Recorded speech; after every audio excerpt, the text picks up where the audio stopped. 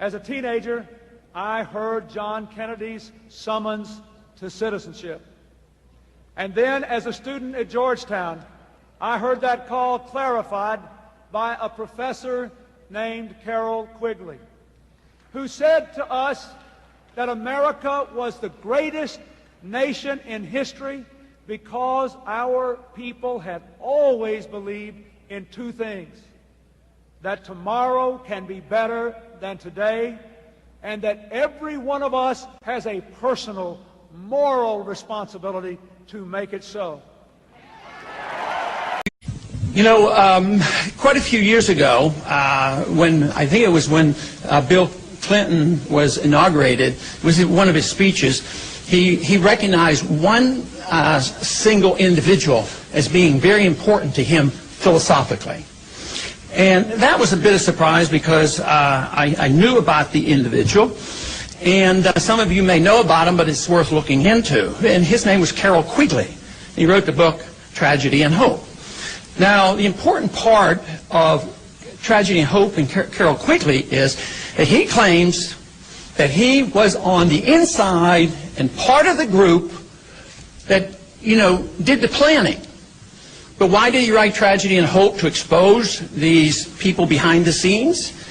Because he believed they were far enough advanced, it didn't have to be secret, they could be out in the open, and this is the way it works. It's a tragedy if you don't accept this, and there's hope if you know who runs the show. That's my interpretation, but I believe it's correct. But let me read a quote from him, and thinking about where he's coming from. He says, the argument that the two parties should represent opposed ideals and policies, one perhaps the right and the other of the left, is a foolish idea, acceptable only to the doctrinaire and academic thinkers. Instead, the two parties should be almost identical, so that the American people can throw the rascals out at any election without leading to any profound or extensive shift in policy. I mean, I think that is a profound statement, because it tells us what's going on and why things don't change. Thank you. Well, thank you, Mrs. Bowler, and thank you, ladies and gentlemen. It was pretty depressing listening to those previous speakers. In fact, I'm amazed that I see smiles on anyone's faces. It is, yes, very depressing story. America is in serious trouble. And I'm going to be talking today about how we got that way. And then at the very end, what we can do about it. So let's get on with the real story. I think the good place to begin is by telling you a little apocryphal story about show and tell day in the first grade in school. The teacher had told the children to bring something to class that was interesting and new so they could stand up and show it to the class and tell them all about it. So they all did. Most of them brought toys. But little Johnny brought a kitten. Well, naturally, the kitten was more interesting in the long run than most of the toys, so it didn't take long before the whole class was focused on the kitten. And the question came up, was this a boy kitten or a girl kitten? Well, there was a heated discussion on this. Everybody had an opinion, but nobody really knew how to answer the question. So it was just opinions, until finally the teacher asked the class, does anybody know how you can tell the difference between a boy kitten and a girl kitten? And silence fell across the classroom. No one had a clue.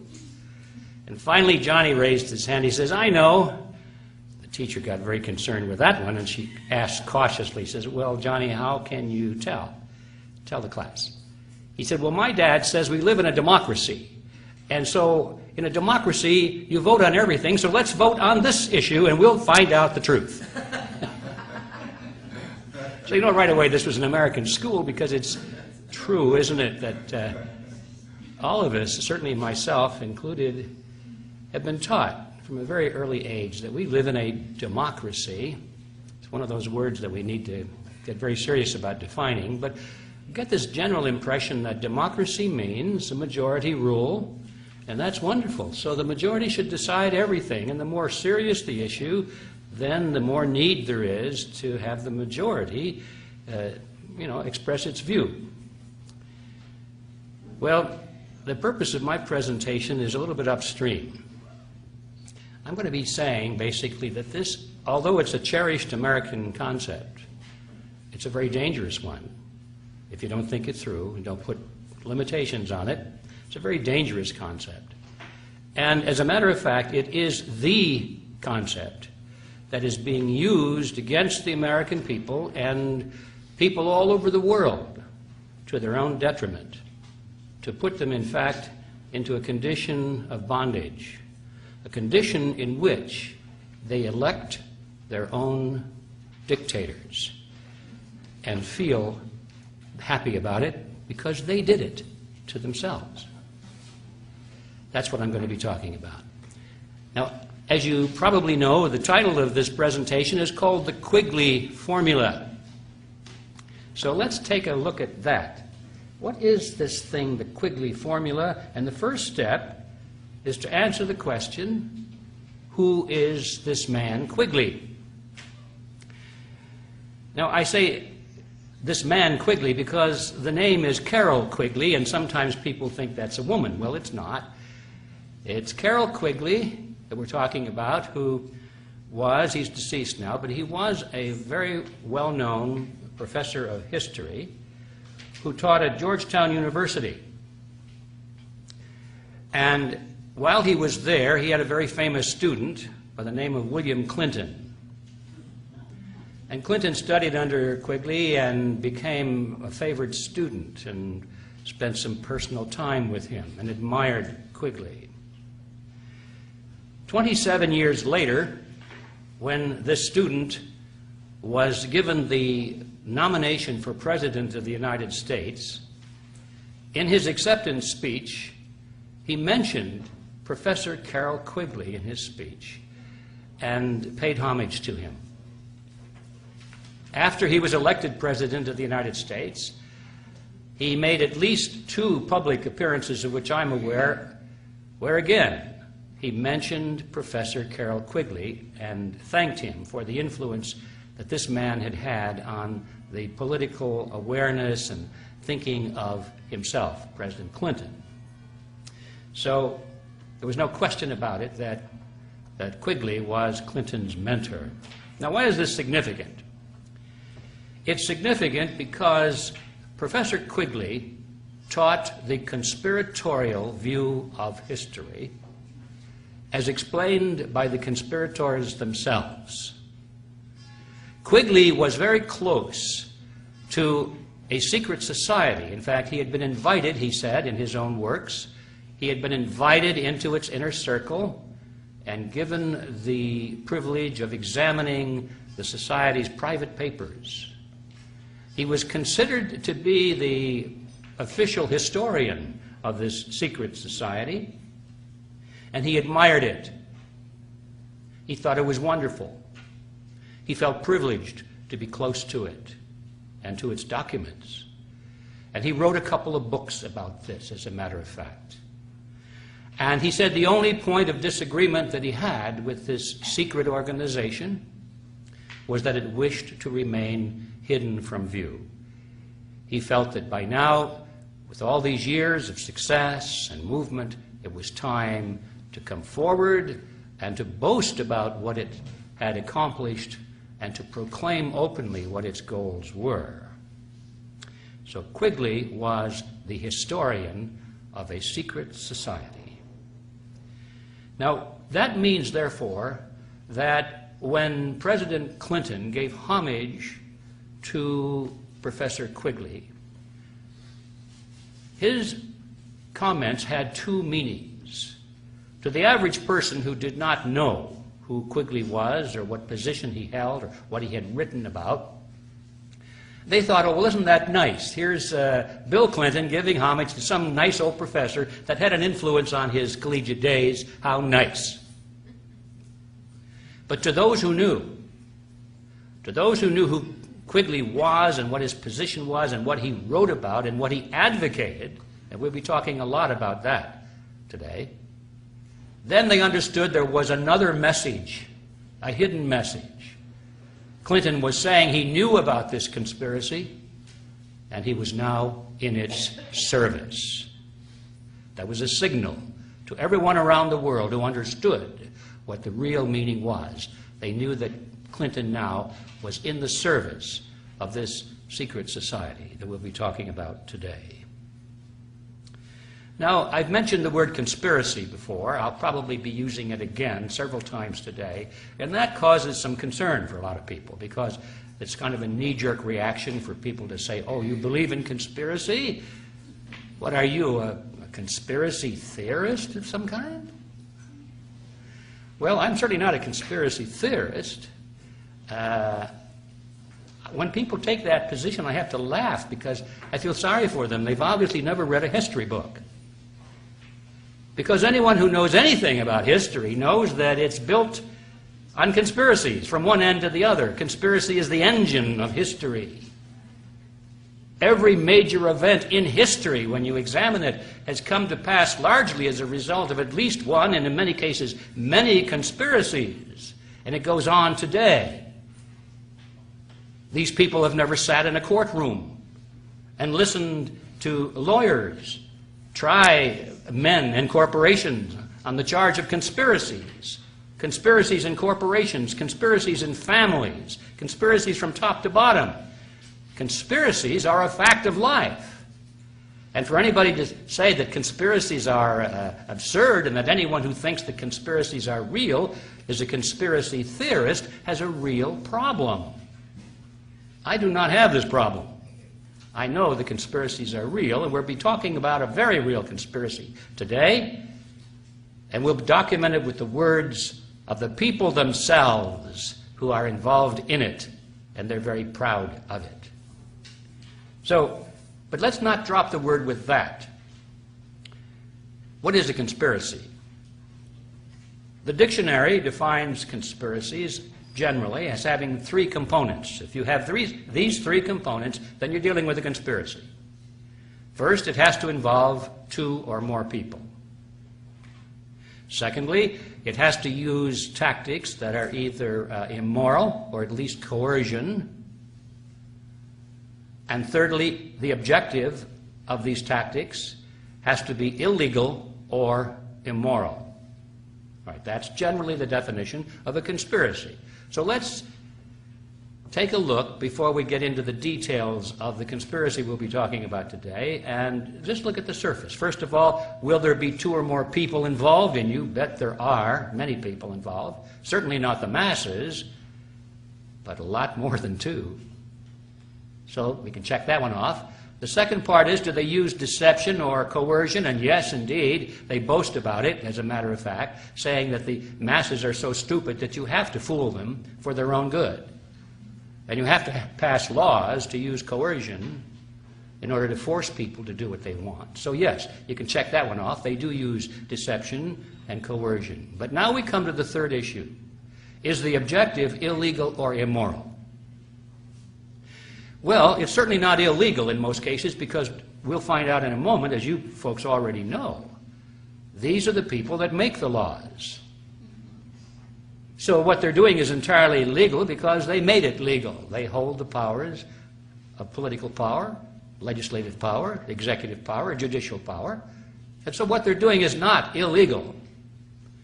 If they're going to merge, let's say, merge the United States, or let's say get rid of the United States and merge what is left of it with Mexico and Canada in a North American Union, for example, just one of many things we could talk about, it will be done entirely legally. It will be done with no objection from Congress. The courts will uphold it. And they'll figure out all kinds of ways to justify it as a legal move.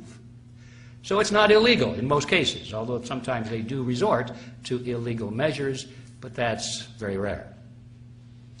That leaves finally the last issue. Is it immoral or unethical? Now, in the minds of these people, it is the highest morality.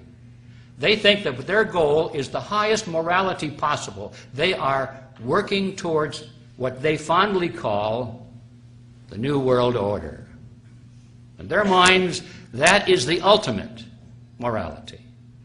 And it's people like you and me who are the immoral ones. The idiots that think that national sovereignty has some kind of value in this modern world. We are the ones standing in the way of progress. We are the ones standing in the way of the happiness of mankind. We are the ones that are for all kinds of injustice. We are the ones that are immoral, you see. So in their minds, they're very moral in everything they do. And the end justifies the means. If they have to sacrifice individuals or minorities or large numbers of people to achieve this wonderful goal, it's an act of honor. It's an act of high ethics. So in their mind, they are not conspirators, because we fail to have all three of these elements. They are not conspirators in their mind. But now in the minds of the rest of us who have to live in this order that they are forcing upon us through coercion and deception, I think we have every reason to consider that the objective is unethical and is immoral and is disastrous to the American people and to people everywhere in the world. So I think for us to use the word conspiracy is entirely justified. Now, having gotten that out of the way, let's get down to the substance of what this conspiracy really is. Professor Quigley described this conspiracy in two books. One is called Tragedy and Hope, and the other is The Anglo-American Establishment. Tragedy and Hope in particular is a very thick book. They're both history books. They're written by a history professor. They're both pretty dry. They're hard to read. You get a lot of dull, factual information, names, dates, places, events, and so forth, and it's easy to go to sleep reading these books. But then, all of a sudden, you'll come across a paragraph or a sentence that'll just blow your socks off. And you'll go back and say, did he really say that? And indeed he did. Remember, he's the historian of this group. These books were not written for mass consumption. They were written primarily for academia and for people who were involved in this conspiracy at one level or another, who were curious to know about its origins, about its history, and about the extent of its operations in the world today. It was written for that very select group, and it was only accidental that people like myself and some others got hold of copies of it and began to talk about it, and the word got out, and first thing you know, a lot of people who weren't intended to read it started to read it and become alarmed about it, and so the publisher, which was Macmillan and Company, pulled it. They said, no, we're not going to reprint this book anymore. Professor Quigley himself, by the way, was very irate at that. He started a lawsuit, as a matter of fact, against Macmillan, but this is another story. There was at least one publisher in California that started to pirate the copies. He made a beautiful replica of it. You could hardly tell the difference between the original and this. He sold thousands and thousands of copies, and it was embarrassing for Macmillan to say, well, we've got to stop him from doing that, because they were at the same time saying there's no market for it. And so Macmillan finally relented and put the book back into print. Well, anyway, you can buy a copy of it today, either the pirated version, which I think is more valuable because it's more limited edition, or you can buy the original thing from Macmillan. That's another side issue. The important question here is, what did these books say? I'm going to give you an overview of my summary of it, and then I'm going to come back and give you excerpts from the books themselves to illustrate that my summary is accurate. Otherwise, you may wonder, Quigley didn't really say those things. But here's my summary so you can get the whole picture first, and then we'll look at the details. Quigley said that at the end of the 19th century, a secret society was formed in England by Cecil Rhodes. Now, as many people know, Cecil Rhodes was one of the wealthiest men of history of all time. He was the Chancellor of South Africa. He had acquired possession of almost all of the gold mines and diamond mines in South Africa, had used this tremendous access to the natural resources of that country primarily for his own personal use. Very wealthy person.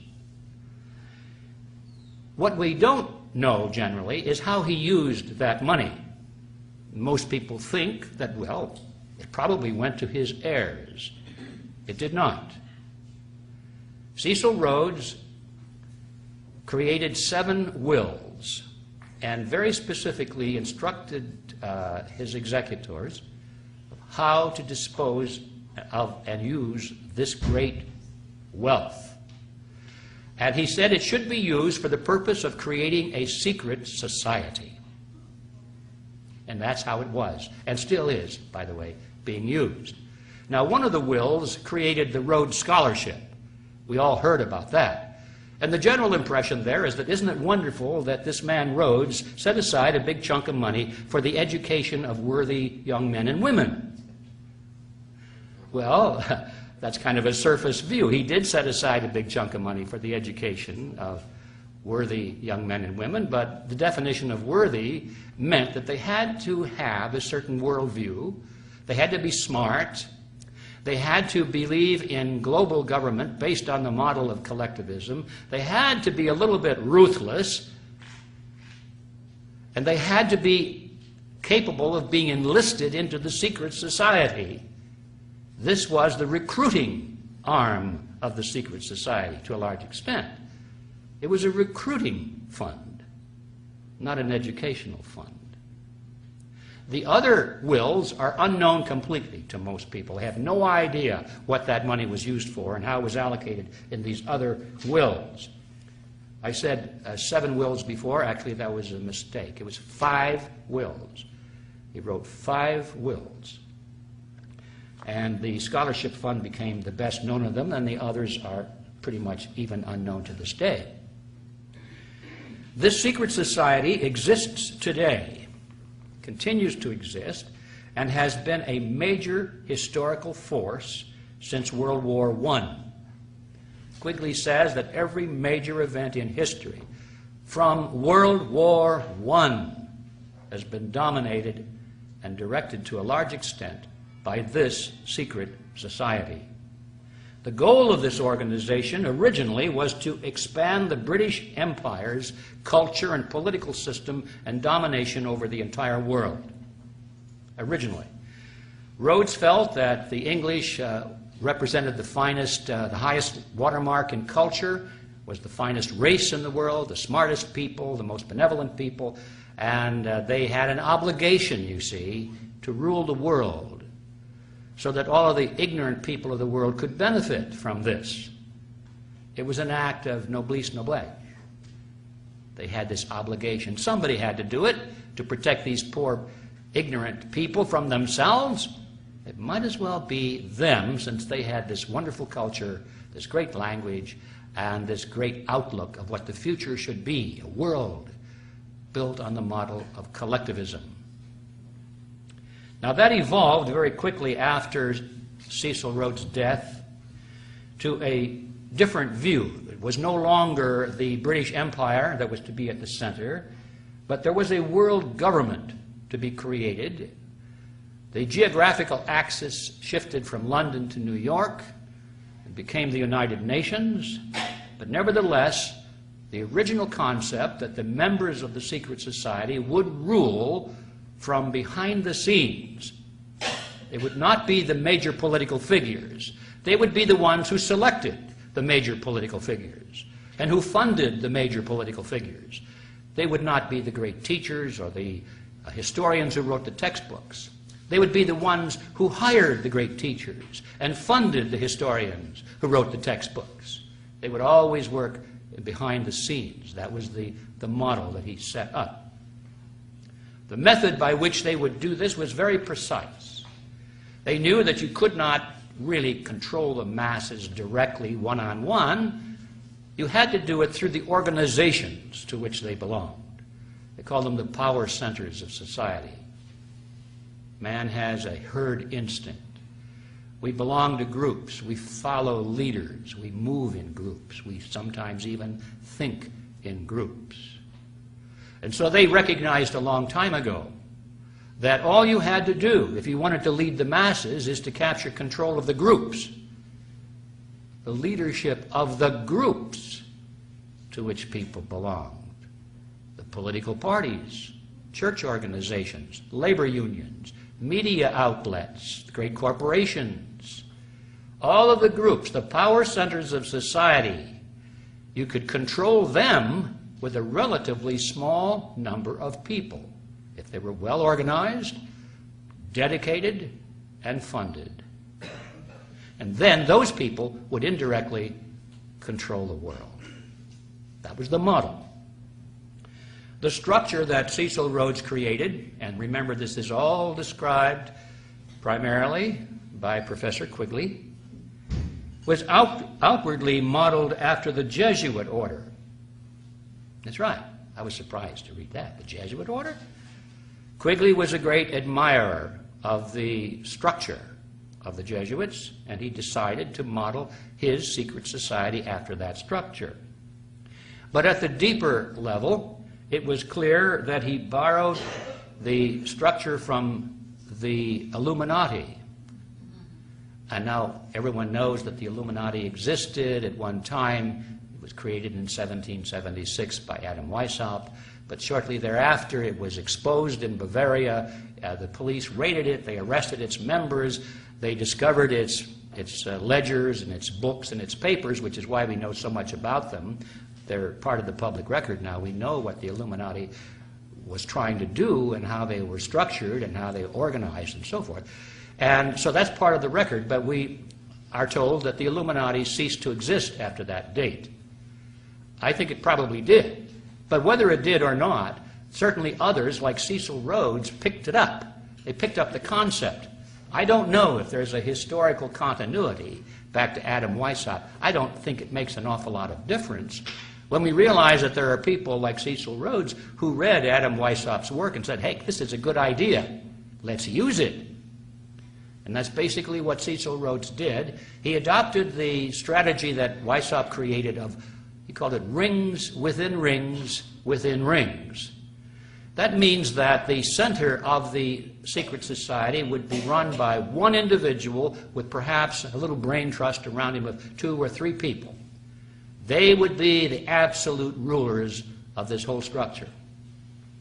Then they would create around them a ring, as they called it, a larger organization, which they would dominate. They would control it absolutely from the center. But the other members who were recruited into this larger organization would not be allowed to know that there was an inner control and direction. They were brought in for a lesser view of the whole purpose. And that was the outer ring, and that might be 20, 30, 50 people, maybe 100 people. And then outside of that, there would be a larger ring, another organization created with hundreds of people, perhaps thousands of people. And they would not be allowed to know, or would they even suspect, that there was an inner ring controlling the larger outer ring. And this is what Weishaupt called rings within rings within rings. Cecil Rhodes thought that was a dandy idea, and so he adopted it as the structure for his secret society. Now, in his group, the inner circle, they called the Society of the Elect. That was the name Rhodes put to it. It originally consisted of Cecil Rhodes and a brain trust from British banking and politics. A very small number of highly placed, very wealthy people. The center of gravity, as I mentioned a moment ago, shifted eventually to the Rockefeller Group in the United States, with centers of influence in such other organizations as the Bilderberg Group, the Trilateral Commission, and that sort of thing. We've all heard about these. And the goal shifted away from the control from the British Empire to an international control through something called the New World Order, is the phrase they adopted, with control primarily focused in New York, with the United Nations meant to be the hub of this global government. And I should say global government, not just any global government, but one based on the model of collectivism, which means total control over every human being. Not much room left there for personal freedom. Now, the secondary rings around the Society of the Elect were called roundtables. And they were formed in the United States, in Britain, and all of the former British dependencies. And they still exist today. They operate under that name. Around the roundtables, a larger ring, a tertiary ring, was formed, and they called them front groups in a generic sense, in each country where there were roundtables. And they took on the name, in the dependencies of the former dependencies of the British Empire, they took on the name of Royal Institute for International Affairs.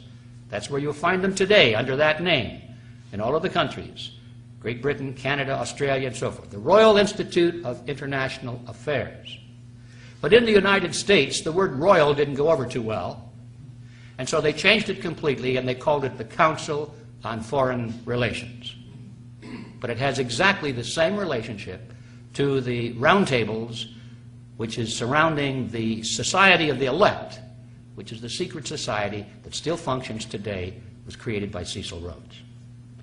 And ladies and gentlemen, after 100 years of operation and of penetration into the power centers of society, the Rhodesian network, as I call it, now is close to its final achievement, which is its goal, the creation of a true new world order. Now, I call it the Rhodesian network because one of the things we have to realize is that itself, it has no name. Isn't that brilliant?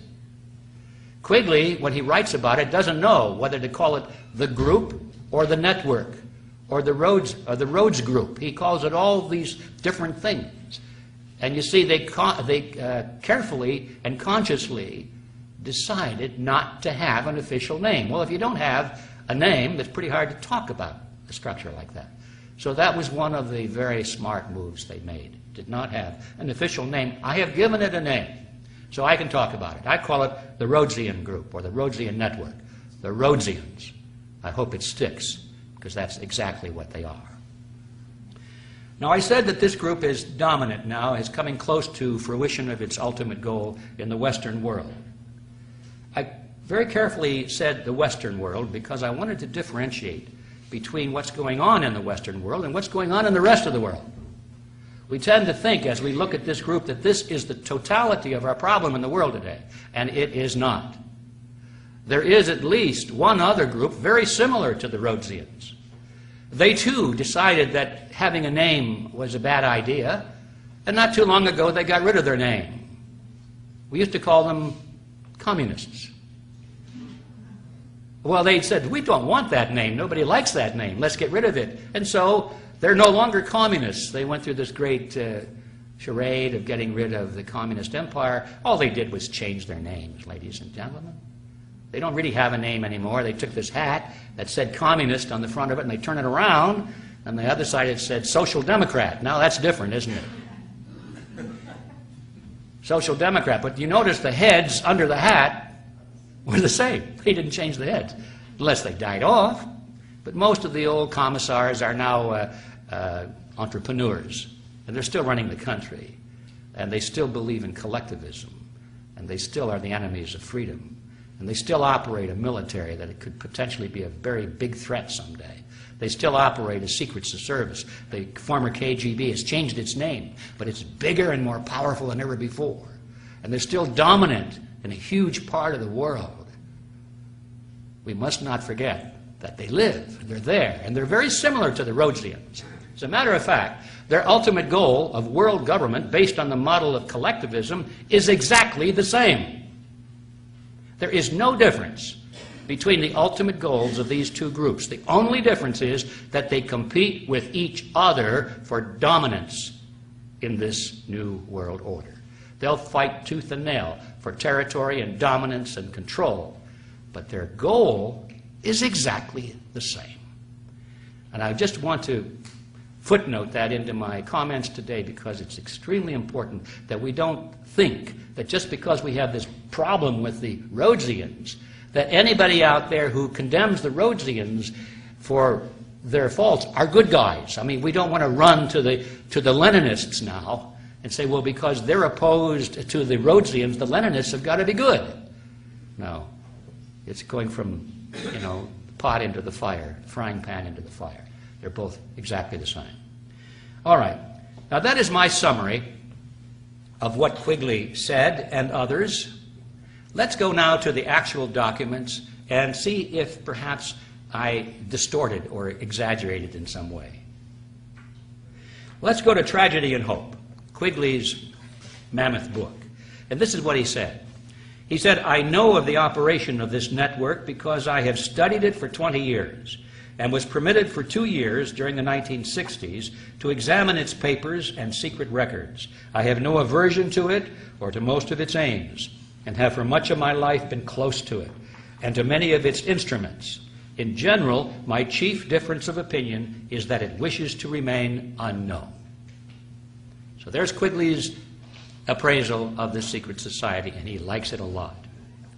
In his other book, The Anglo-American Establishment, this is what he said. The Rhodes Scholarship, established by the terms of Cecil Rhodes' seventh will, we're back to 7 again. I've got to get my numbers right. 7th will. The Rhodes Scholarship, established by the terms of Cecil Rhodes' 7th will, are known to everyone. What is not so widely known is that Rhodes, in 5 previous wills, left his fortune to form a secret society which was to devote itself to the preservation and expansion of the British Empire. And what does not seem to be known to anyone is that this secret society continues to exist to this day. To be sure, it is not a childish thing like the Ku Klux Klan, and it does not have any secret robes, secret hand clasps, or secret passwords. It doesn't need any of these things, since its members know each other intimately. It probably has no oaths of secrecy, nor any formal procedure of initiation. It does, however, exist, and it holds secret meetings. This group is, as I shall show, one of the most important historical facts of the 20th century. Now, when he says secret meetings, I want you just to think in terms of the Bilderberg meetings. There's nothing more secret than that. This is what he's talking about. And the countries that dominate the central banks, they have the G5 or the G7, they meet. That's very secret. Trilateral Commission meetings are secret. That's what he's talking about. Now, one of the original leaders of this organization was William Stead, and he wrote a book called The Last Will and Testament of Cecil Rhodes. He was well positioned to write that book because he was the executor of Cecil Rhodes' estate. Okay, so this guy knows what he's talking about. In this book, Stead wrote this. He said, Mr. Rhodes was more than the founder of a dynasty. He aspired to be the creator of one of the vast semi-religious quasi-political associations which, like the Society of Jesus, have played so large a part in the history of the world. To be more strictly accurate, he wished to found an order as the instrument of the will of the dynasty. An order, like a religious order, or like a chivalric order. That was the intensity of the loyalty and commitment that Cecil Rhodes envisioned and acquired. Cecil Rhodes left some handwritten manuscripts upon his death, and they weren't published until quite a bit later. But in one of those, this is what he wrote. Now, this is from the words of the man himself. He said, I contend that we English are the finest race in the world, in that that most of the world that we inhabit, it is better because we are the supreme masters of the human race. Now, I want to get this straight. I didn't read that quite right, so let me read it again. I consider that we English are the finest race in the world, and that the more of the world we inhabit, the better it is for the human race. What scheme could we think of to forward this object? I look into history and I read the story of the Jesuits. I see that what they were able to do in a bad cause, and I might say under bad leaders.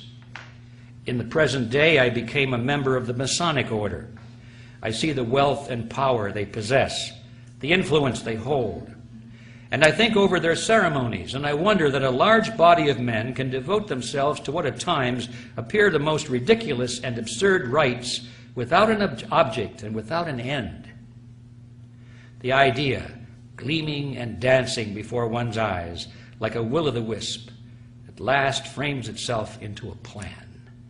Why should we not form a secret society with but one object, the furtherance of the British Empire and the bringing of the whole uncivilized world under British rule? That was his vision, in his own words.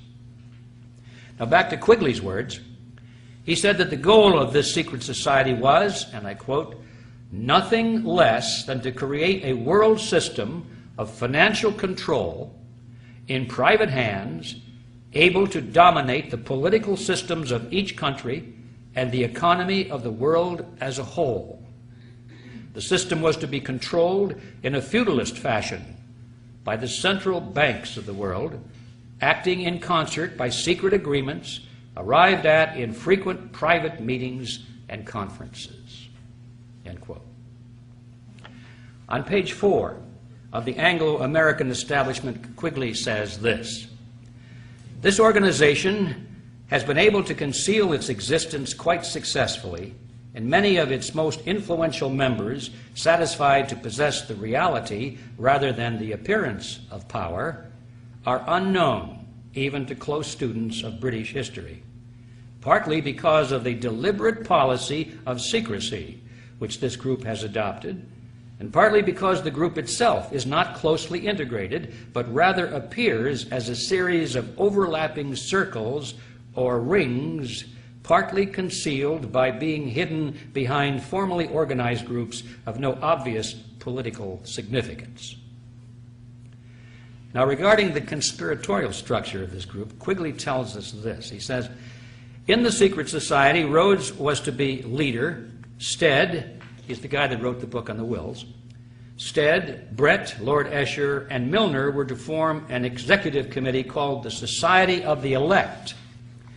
Arthur, Lord Balfour, Sir Harry Johnston, Lord Rothschild, Albert, Lord Grey, and the others were listed as potential members of a circle of initiates, while there was to be an outer circle known as the Association of Helpers, later organized by Milner as the Round Table Organization.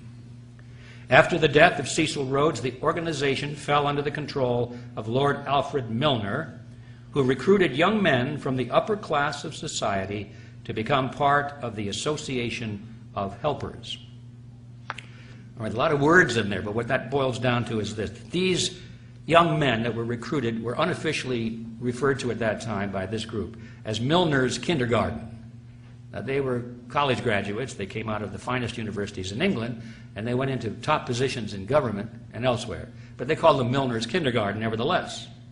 These were the men who were placed into the power centers of British society. Eventually, they became the round tables in all of these countries, which were the inner rings of the larger front groups. Milner's kindergarten became the round tables. Now, we must remember that the purpose of a secret society is deceit. They have to have secrets, don't they? They're not going to reveal their secrets. Otherwise, you don't need a secret society. You can just do everything out in the open. So if you have to guard secrets, and people ask you to explain what it is you're doing, you cannot say, well, we're doing this, this, and this. You have to lie about it. That's just logic. And so we find a lot of this going on. The members of this secret organization lie. They lie through their teeth, and they think it's an honorable thing to do because they're preserving the secret. It's not a lie to them. It's just a necessary public relations gesture. And, you know, you find this throughout, but there's a classic example I would like to share with you. One of the most, or the better known of these people, one of the more prominent members of Milner's kindergarten, which we discussed a moment ago, his name was Arnold Toynbee. Now, he's a very famous historian, isn't he? Everybody's heard of Arnold Toynbee. A renowned historian, he was professor at the London School of Economics, where they teach collectivism, global government. He was the director of studies at the Royal Institute of International Affairs, which was a front group for the Round Table. He was a British intelligence agent and the author of a 12-volume work called A Study of History, which extols the virtue of world government based on the model of collectivism. And in November 1931, in that issue of the International Affairs publication, which was the official publication of this front group, this roundtable, which was to be read primarily only by its members. It wasn't to be read by people like us, where they can lower their guard and speak the truth, not expecting anybody to really catch it. This is what he said. Toynbee said, "I will hereby repeat that we are at present working discreetly, but with all of our might, to wrest this mysterious political force called sovereignty out of the clutches of the local national states of our world. And all the time we are denying with our lips what we are doing with our hands." Good for us. See, this is what you would expect from a secret society. It should not be a shock to anybody. But I put it in because some people still find it hard to believe that their politicians or anybody in prominence would not tell the truth. Now, world government doesn't just happen by writing articles or books. It happens only when people come into control of the power centers of society and drive society into world government. And Quigley explains how this came about. He said, and I quote, "Through Lord Milner's influence, these men were able to win influential posts in government, in international finance, and become the dominant influence in British imperial affairs and foreign affairs up to 1939. In 1909 through 1913, they organized semi-secret groups known as roundtable groups in the chief British dependencies and in the United States. These still function in 8 countries. The task was given to Lionel Curtis, who established in England and each dominion a front organization to the existing local roundtable group. This front organization, called the Royal Institute of International Affairs, had as its nucleus in each area the existing submerged roundtable group. In New York, it was known as the Council on Foreign Relations and was a front for J.P. Morgan and Company. I hope you were awake and heard all of that. Because what we just learned from Quigley himself, we come to the ubiquitous Council on Foreign Relations, which was mentioned by several of your speakers earlier today, and who those people are and what influence they have. Where did this organization come from? Now we know. We're informed it was spawned by a secret society which still exists today, that it is a front for a roundtable group originally embodied in J.P. Morgan and Company, but now the Rockefeller Consortium, and that its primary goal is no longer the expansion of the British Empire, but global collectivism with control in private hands, administered in a feudalist fashion by the central banks of the world. Now, ladies and gentlemen, these are their words, not mine. Now, why is this important? It's important because the members of the Council on Foreign Relations are the rulers of America. Who are they? Well, once in a while their name pops into the news, but very seldom you get them all together. I'm going to take a few moments. This might be boring, but I think for the record, everyone needs to be familiar with the names, some of the prominent names, who are members of this outer ring of a secret society. Let's start with the presidents of the United States. Herbert Hoover, Dwight Eisenhower, Richard Nixon, Gerald Ford, James Carter, George Bush Sr., and William Clinton. JFK once said that he was a member of the CFR, but nowhere can you find him on the membership rolls. So I guess he was a wannabe, but didn't quite make it in. But he actually said that he thought he was a member. And of course, the presidential candidates, John Kerry and Vice President Richard Cheney, are members of the CFR. Secretaries of State. This is a very important position for this group because it's even more important than the president.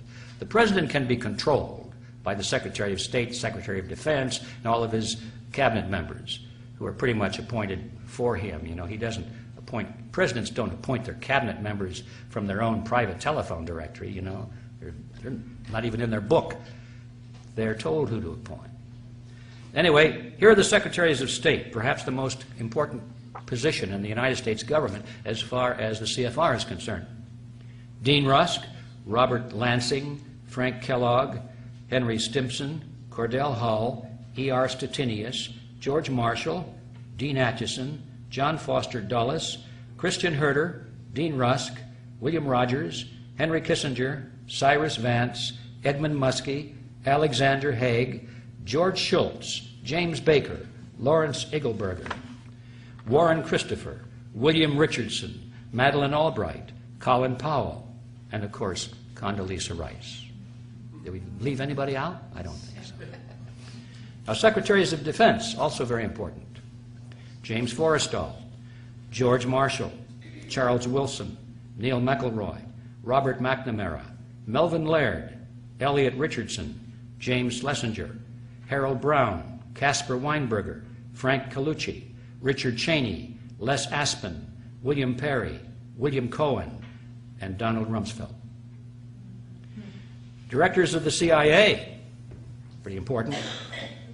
Walter Smith, William Colby, Richard Helms, Alan Dulles, John McCone, James Schlesinger, George Bush Sr., Stansfield Turner, William Casey, William Webster, Robert Gates, James Woolsey, John Deutsch, William Studeman, George Tenet, Porter Goss, and Michael Hayden. Now, some better-known corporations with CFR members at the board of directors or chief executive levels, where they dominate these huge corporations. It's quite a list. I had to trim this down, believe it or not. Here are just a few. Atlantic Richfield Oil Company, AT&T, Avon Products, Bechtel Construction Group, Boeing Company, Bristol Myers Squibb, Chevron, Coca-Cola and Pepsi-Cola, Consolidated Edison of New York, Exxon, Dow Chemical, DuPont Chemical, Eastman Kodak, Enron, Estee Lauder, Ford Motor, General Electric, General Foods, Hewlett-Packard, Hughes Aircraft, IBM, International Paper, Johnson & Johnson, Levi Strauss & Company, Lockheed Aerospace, Lucent Technologies, Mobil Oil, Monsanto, Northrop, Pacific Gas and Electric, Phillips Petroleum, Procter & Gamble, Quaker Oats, SBC Yahoo, Shell Oil, SmithKline Beecham Pharmaceuticals, Sprint Corporation, Texaco, Santa Fe Southern Pacific Railroad, Teledyne, TRW, Southern California Edison, Unicol, United Technologies, Verizon Communications, Warner Lambert, Weyerhaeuser, and Xerox, to mention just a few. Now, in the media, also very important in controlling the thinking processes of the American people. We find CFR members in the management and operational positions at the Army Times, Associated Press, Association of American Publishers, Barron's, Boston Globe, Business Week, Christian Science Monitor, Dallas Morning News, Detroit Free Press, Detroit News, USA Today, Wall Street Journal, Los Angeles Times, New York Post, San Diego Union Tribune, Times Mirror, Random House, W.W. Norton and Company, Warner Books, American Spectator, Atlantic, Harper's Farm Journal, Financial World, Insight, Washington Times, Medical Tribune, National Geographic, National Review, New Republic, New Yorker, Newsday, Newsmax, Newsweek, Pittsburgh Post-Gazette, Reader's Digest, Rolling Stone, Scientific American, Times Warner, Time, U.S. News and World Report, Washington Post, ABC, CBS, CNN, NBC, PBS, RCA, the Walt Disney Company, and of course, Rupert Murdoch. Media personalities, the talking heads, include David Brinkley, Tom Brokaw, William Buckley, Peter Jennings, Bill Moyers, Dan Rather, Diane Sawyer, Barbara Walters, Katie Couric, and Andrea Mitchell, who was the wife of Alan Greenspan, former chairman of the Federal Reserve System. Of course, Alan is a member of the Council on Foreign Relations. Labor unions and with CFR members in key positions include AFL-CIO, United Steelworkers of America, United Auto Workers, American Federation of Teachers, Bricklayers and Allied Craft, Communication Workers of America, Union of Needle Trades, and Amalgamated Clothing and Textile Workers. All the big ones. In the tax-exempt foundations and think tanks, the number of CFR members in controlling positions is 443. Some of the better-known names are the Sloan and Kettering Foundation, Aspen Institute, Atlantic Council, Bilderberg Group, Brookings Institute, Carnegie Endowment for International Peace, Carnegie Foundation, Ford Foundation, Guggenheim Foundation, Hudson Institute, John and Catherine MacArthur Foundation, Mellon Foundation, Rand Corporation, Rhodes Scholarship Selection Commission, Rockefeller Foundation, and Rockefeller Brothers Fund, the Trilateral Commission, and the UN Association. In the universities, the number of CFR members who are or have been professors, department chairmen, presidents, or board members is 563. My last count. Could be different today, probably more. In the financial institutions such as banks, the Federal Reserve, stock exchanges, and brokerage houses, the number of CFR members with controlling positions is 284. Now, ladies and gentlemen, that gives you an idea. We could go into other areas, but bear in mind that the total membership of this group is about 4,000 people. Now, there are a lot of churches in your hometown that have memberships equal to or larger than that. Wouldn't it be curious if you were to discover that the members of that one church held all of these positions in society? Wouldn't you be curious as to what's going on? But first you'd have to know about it. And how would you know about it if the channels of communication by which you might be informed of it are also controlled by these same people? You see the magnitude of the problem we face.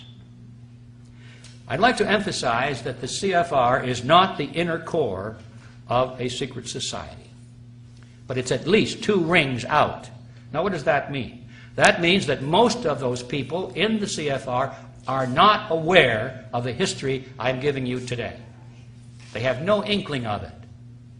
Probably if they did know it, they'd be impressed. They wouldn't be shocked because, boy, we're on the inside of a very powerful group. Most of these people, I think, look at this as sort of a high-powered ultimate employment agency. They know that if they're invited into this group, and you have to be invited, that they've got it made. Once your name is on that list, you never have to worry about a job again, because the New World Order people are constantly looking for reliable servants to their cause.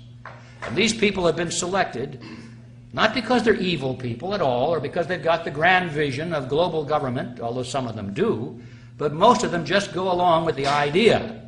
They're open to it. They like it. And so they're dependable.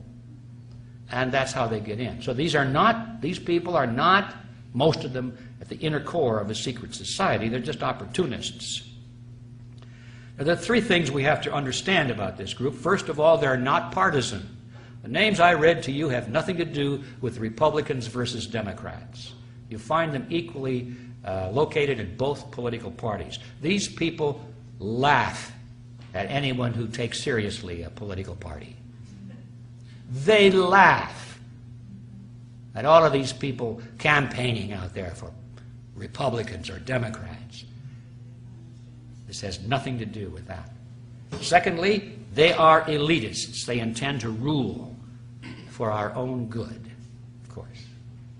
And thirdly, the method by which they intend to rule is called democracy. We're back to that word. Democracy. They want democracy. Now that presents a problem. How is it possible for these people to rule mankind absolutely and still allow democracy, where people vote and determine things through the ballot box? There's no problem with that in their book. All they have to do, they say, is just control the elections. Allow people to vote so long as they don't vote for anything significant. We'll make all the important decisions and let them vote for the unimportant things so they get the sensation of participating in their own political destiny. They'll be happy. Just keep them out of the way. Let them have their fun and games. Let them have their bumper stickers and their straw hats. Let them go to the conventions and let them fight with each other out there. Candidate against candidate, but we own them all, so what difference does it make? You see? You're getting the picture. Now, Quigley himself described this in very approving terms. He likes that idea. In his book, this is what he says. This was in, I've forgotten which book it is now, but it's right. Let's see, it's probably the big thick one. Here's what he said. The national parties and their presidential candidates, with the Eastern establishment assiduously fostering the process behind the scenes, moved closer together and nearly met in the center with almost identical candidates and platforms. Although the process was concealed as much as possible by the revival of obsolescent or meaningless war cries and slogans, often going back to the Civil War. The argument that the two parties should represent opposed ideals and policies, one perhaps of the right and the other of the left, is a foolish idea, acceptable only to the doctrinaire and academic thinkers. Instead, the two parties should be almost identical, so that the American people can throw the rascals out at any election without leading to any profound or extreme shifts in policy. Either party in office becomes in time corrupt, tired, unenterprising, and vigorless. Then it should be possible to replace it every 4 years, if necessary, by the other party, which will be none of these things, but will still pursue with new vigor approximately the same basic policies. And there you have it. Does it sound familiar? Yes.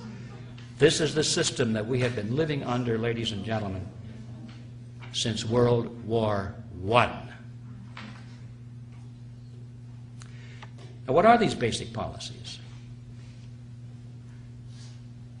The creation of the New World Order based on the model of collectivism. That's it. Everything else is secondary. You can have fiscal responsibility, you can have wars, no wars, as long as you're moving constantly in that same direction. That's the same basic policy that they demand from all candidates and the two major political parties. It's hard to put that into focus because we slept through a lot of this. I did. I didn't even know it was going on for most of my life. So I look back in history and I could see it clearly now that I understand the template. And a good place to start was with the Panama Canal. We gave it away, didn't we? Did the American people want that? No. Republicans didn't want it. Democrats didn't want it. The voters didn't. But both parties united and gave away the Panama Canal because that was the goal of the CFR. Republicans call for war in the Middle East, and they advocate that we give more power to the UN. The Democrats call for peace in the Middle East and advocate that we give more power to the UN. And after the Democrats came to a majority in the last election, we thought, they're going to pull the troops out and have peace in the Middle East. No changes really. They talk a lot about peace, but they continue to fund all of Mr. Bush's war measures. They complain a lot, they grumble, they give speeches, but when it comes to the vote, they continue the same policies, because that is what the goal is of the Council on Foreign Relations. Republicans promote legislation to restrict rights in the name of anti-terrorism and national security. The Democrats give speeches of deep concern about that and then vote for those laws. The electorate doesn't want that. Republicans or Democrats, voters, they don't want that, but that is the goal of the Council on Foreign Relations. As a matter of fact, almost all of this legislation was written by members of the Council on Foreign Relations long before 9/11. They were just waiting for an excuse to put it into effect. Democrats promote legislation to restrict freedom in the name of stopping global warming. Republicans object and say that's not based on scientific fact, and then they vote for those laws. The electorate doesn't want that. Republicans or Democrats, they don't want that, but that is the goal of the Council on Foreign Relations. Republicans advocate laws that will restrict your freedom of speech because it might be seditious and damage national security. Democrats don't like that. They think that's terrible. So what's their answer? promote legislation to restrict your speech because it might be hate speech. But both of them agree on the right to restrict your speech if they want to do so, because that is the goal of the Council on Foreign Relations. The American people don't want that. Republicans give speeches on the danger of illegal immigration. Don't do anything about it, but they give good speeches on it. The Democrats give speeches about compassion, but then they both unite in merging the United States with Canada and Mexico so that the issue of immigration becomes a non-issue. The American people don't want that. The Mexican people don't want that. The Canadian people don't want that. But that is the goal of the CFR. Republican leaders who run corporations that build election or electronic voting machines steal elections using software, using machines that not only are capable of being hacked, but, ladies and gentlemen, they were designed to be hacked. And the Democrats, so far, who have lost these elections, they don't do anything about it, you've noticed. They just say, oh, golly, I wonder if the election was stolen. Did Mr. Bush really win that election? And Mr. Kerry and Mr. Gore don't really do anything about it. They actually block any serious groundswell of opposition to it. Now that the new elections are on hand, we find that the rigging of the elections are being used to promote certain Democrats. You see, this has nothing to do with Democrats versus Republicans. This has to do with the Quigley formula. Rigged elections is the ultimate form of the Quigley formula, giving people the illusion that they participated in their own political destiny because, by golly, they went to the polls and they touched a screen and the light went on and they got their little sticker that says, I voted. And they have no idea what went on inside that machine when the numbers were counted. Or they get a piece of paper and they put it through a scanner. So, I got the piece of paper, see? And it goes into a scanner. They have no idea what goes on inside that scanner and how the numbers come out. That is the ultimate embodiment of the Quigley formula. What we're dealing here with is a phony wrestling match. I remember my grandmother used to watch these wrestling matches when TV was in its infancy. She'd sit there, smoke her cigarettes, and jump up and down and say, look at that guy, he's a bad guy, and he's going to beat up on this other guy. You know, they had the tights on. You could always tell the good guys from the bad guys because the bad guys had the masks and the tattoos. It's gotten even worse today, I know, but in those days it was good enough. My grandmother thought that was real.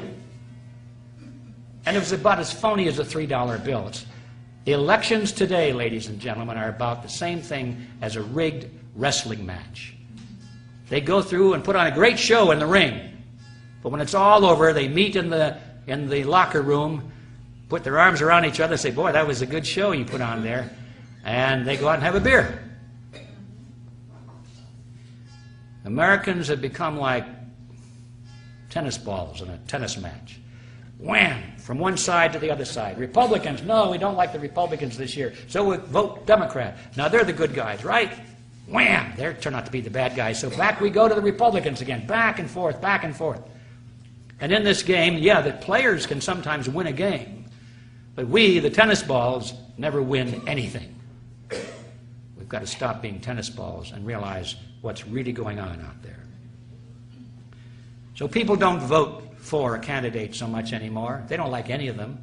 They're beginning to suspect this whole thing is foul, but they now vote against candidates. They're going to vote for the lesser of two evils. Isn't that smart? And then they wonder how come they got evil. Because they've been voting the lesser of two evils all their lives. They don't like anybody. Well, sometimes they do, but generally this is the politics of hate. I don't like this candidate, but I hate that one, and we can't let him get into office. And voters are putty in the hands of these psychopoliticians who know how to manipulate them. I think the average voter today, trying to figure out who to vote for on the basis of choosing between Republicans or Democrats, he's got about as much chance of figuring out what's going on and making a correct decision, in fact, less of a chance, than the children in that classroom trying to determine whether that was a boy kitten or a girl kitten. We haven't a clue. And that's the problem we're facing. All right. I could talk a little bit more about the cheerleaders, Rush Limbaugh, Michael Moore, organizations like Accuracy in Media, organizations like Move On. All of these are cheerleaders. They're cheerleaders for the phony wrestling match. Some of them are very good at exposing the corruption in one party, but they're totally blind to any corruption in the party that they represent. And the others are totally good at exposing the corruption in the other party, but they're totally blind to their assigned loyalty. We've got to get clear on these phony cheerleaders as well. So now we come finally to the solution. What is the solution to this? Silence has fallen across the room here. Ask anyone. They'll tell you. There isn't any. Collectivism is won. These people have won. They control the power centers of society. Do you really think that you're going to break the grip of these people that run the elections? They control the elections, the political parties, the media. They're your employers. They run the military. They have the CIA. You think you're really going to break the grips of these people? Let's face reality. They've won. We've lost. Those who benefit from it are too happy with it. Those who serve it and are subject to it are afraid of it. They don't want to stand up for fear it might be bad for their reputation or business. They're not going to do anything. So it's over. Get used to it. But wait a minute. I just had an idea. What would happen, do you suppose, if just 2% of the people knew what was really going on and they were no longer willing to play this game? And if just 2% of the people would unite across the lines of religion, culture, politics, just unite and have a common creed. They knew what they were for as well as what they're against. They're not voting against something. Now, for the first time, they're voting for something, or at least working for something. And if they united and worked together, do you think we could turn this thing around? I think so. I think so, definitely. In fact, I'm betting my life on it and everything I have. It can be done. Now, it might not be done by the next election, so we've got to get this longer view of history. One of our problems is that everybody is impatient. They want it done by the next election. If we can't see it being done then, forget it. No, that's not how it works. It took these people 100 years to get to where they are today. You think we're going to turn that around in 6 months or a year? Not going to happen. Even if our favorite candidate were to be elected president and he moved into the White House, he would be surrounded by enemies, collectivists. He completely surrounded. They would block him in every way. In order for us to solve this problem, we have to send people into government at all levels, not just one candidate. And we have to have all of these people on the same page, knowing what they stand for, having a creed of freedom. Then it can be done. And that's the reason that we created Freedom Force International a few years ago. And I'm here to tell you it's going like wildfire.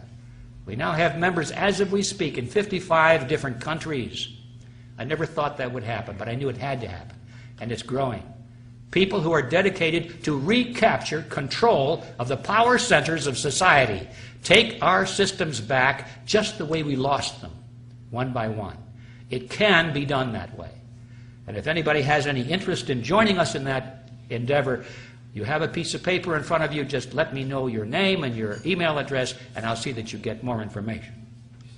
Now, to close this off, it's pretty hard. We covered some real heavy stuff here. How do you close it off on a light note? Excuse me, how much time? What? This is about it. I'm closing now. No, less than that. How do you close this off on a light note?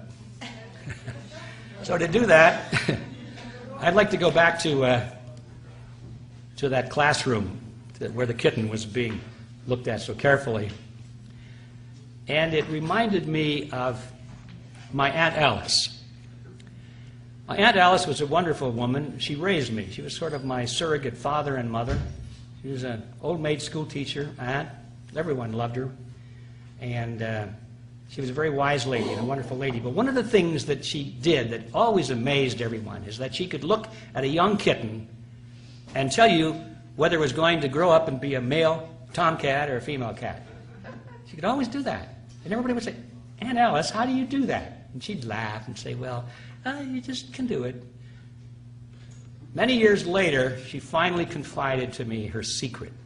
I call it the Aunt Alice formula. She said, Edward, it's very simple. Just look at the kittens, and after they're just a couple of weeks old, you can tell by looking at their heads. The ones that are starting to grow broad heads are the tomcats, and the ones with the little narrow heads are the female cats. It's simple as that. I said, is that all there is to it? And she said, yeah. And by golly, I've been doing that ever since. I've amazed people by telling them whether it's going to be a tomcat or a female cat. And I'm usually right. So that's the Aunt Alice formula. And I want to close by mentioning that because it's an illustration of the fact that I don't care how complex and seemingly hopeless a problem may be, sometimes the solutions are more simple than you think. Thank you very much.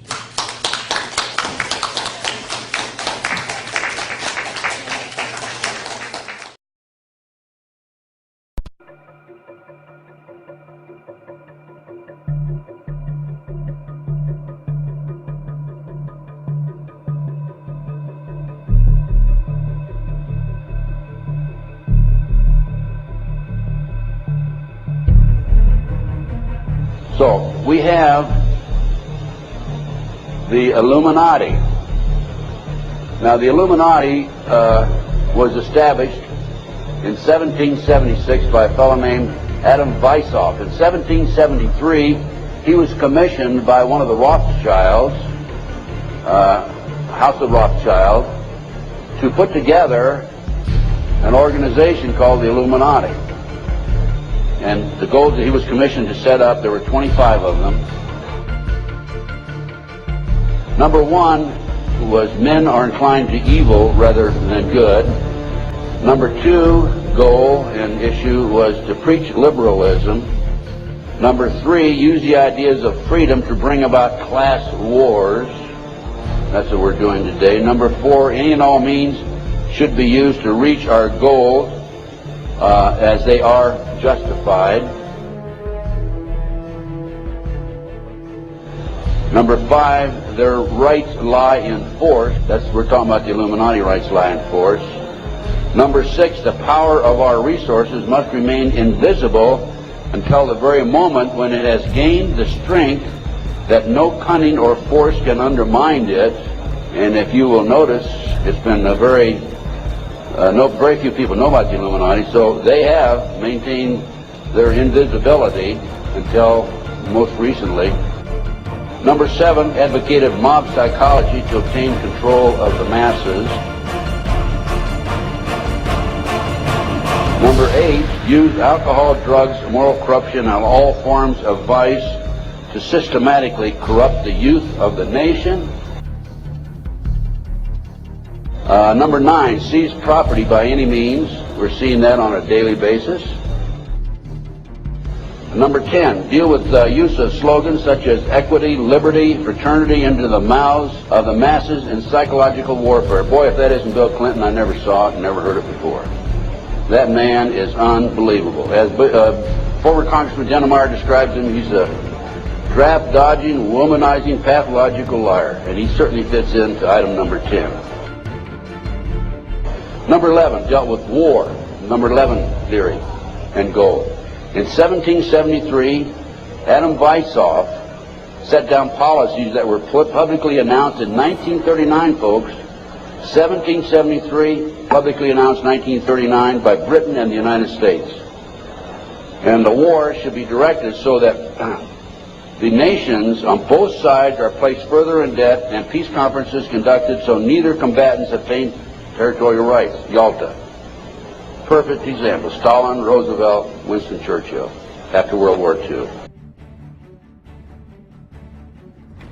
Number 12. Told those present that they must use their wealth to have candidates chosen to public office who would be obedient to their demands and would be used as pawns in the game by the men behind the scenes. The advisors will have been bred, reared, and trained from childhood to rule the affairs of the world. We have that today without any question. The men behind the scenes. Number 13, control the press. I documented that the mainstream media is being controlled by the big power people, by the phony politicians, by the bureaucrats, without any question about it. Number 14, their agenteurs will come forward after fomenting traumatic situations and appear to be the saviors of the masses when they are actually interested in just the opposite, the killing of the masses. Number 15, create industrial depression and financial panic, unemployment, hunger, shortage of food. Use this to control the masses or the mobs, and use the mobs to wipe out all those who dare to stand in the way. Well, I'll tell you right now, every expert I've talked to is talking about food shortage. And it's coming, I'm convinced. Number 16, infiltrate into the secret Freemasonry to be used for their purposes. That's been documented many times. Number 17, expound the value of systematic deception. Use high-sounding slogans and phrases and advocate lavish promises to the masses, even though they cannot be kept. Number 18, detail plans for resolution. Discuss the art of street fighting, which is necessary to bring the population to a speedy subjection. Number 19, use their agentures as advisors behind the scenes after wars through secret diplomacy to gain control. Number 20, establish huge monopolies toward world government control. We're seeing that today, the huge monopolies. Number 21, use high taxes and unfair competition to bring about economic ruin by controlling raw materials, organize agitation among the workers, and subsidizing competitors. GATT, NAFTA. Number 22, build up armaments with police and soldiers sufficient to protect our interests. Number 23, members and leaders of the one world government would be appointed by the director. Number 24, infiltrate into all classes and levels of society, of government, for the purpose of fooling, bemusing, and corrupting the youth members of society by teaching them theories and principles that we know to be false. This is the outcome-based education program being shoved down our throats by the United Nations. Number 25, national and international laws should be used to destroy civilization. There's talk about the world population being decreased to 500 million, the United States population being decreased to 20 million.